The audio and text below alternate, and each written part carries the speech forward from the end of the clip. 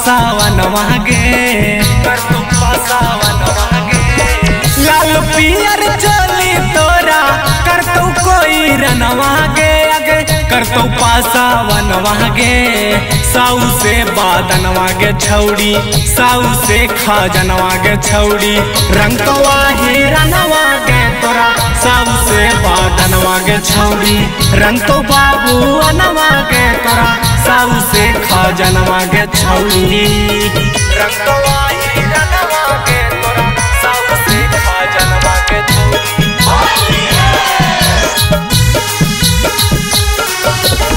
रंग तो बाबू अनवागे तोरा साऊ से बादन वागे छौड़ी। लाला जी डलतौ लाले रंगवा लागत तोरा पालागे। सारा माजी करी देतौ लहंगे में घोटा लागे, लहंगे में घोटा लागे। लाला जी डलतौ लाले रंगवा लागत तोरा पालागे। सारा माजी करी देतौ लहंगे में घोटा लागे। चंद्रवंशी जी रंग देतौ दोनों फूला के नवागे, अगे दोनों तोरा जो बनवागे। साऊ से बादन वागे छौड़ी, साऊ से खाजन वागे छौड़ी। रंग तो हिरन वागे तोरा साऊ से बादन वागे छौड़ी।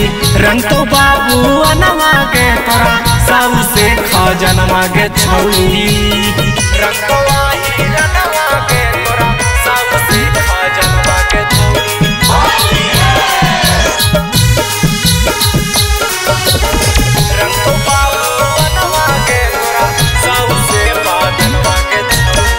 खाली हकौ तोरो जवानी भारत इनारावा।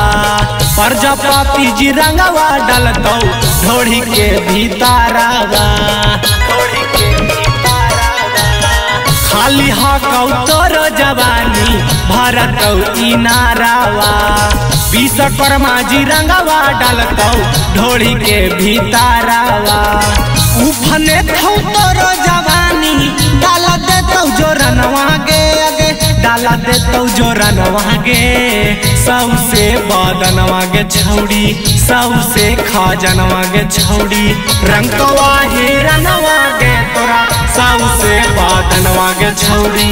रंग तो बाबू अनवागे तोरा साऊ से खाजन वागे छौड़ी। अगे भूमिहार भी जी डाल देतो।